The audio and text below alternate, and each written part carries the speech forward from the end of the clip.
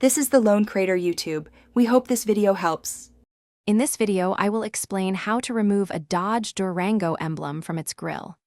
First, gather your essential tools like a heat gun, plastic trim tools, and some fishing line. Always ensure your vehicle's paint is protected with painter's tape to prevent any accidental scratches. Working in a well-lit area will also greatly improve your visibility and precision. Next, you'll want to gently heat the emblem's adhesive. Use a heat gun on a low setting, moving it constantly to avoid concentrating heat in one spot, which could damage the grille. Once the adhesive feels warm and pliable, carefully insert a plastic trim tool under the emblem's edge. Gently pry to start loosening it from the surface. Now, take a piece of fishing line or strong dental floss, about 16 to 18 inches long. Slide it behind the emblem and use a gentle sawing motion to cut through the remaining adhesive. Work slowly across the entire emblem until it detaches.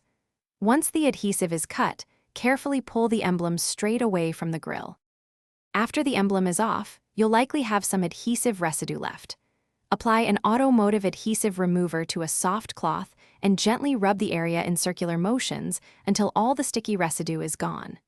Then, clean the entire grille area thoroughly with soap and water. Finally, polish the surface to ensure a smooth, clean, and finished look. Thanks for watching. Consider subscribing if we helped you.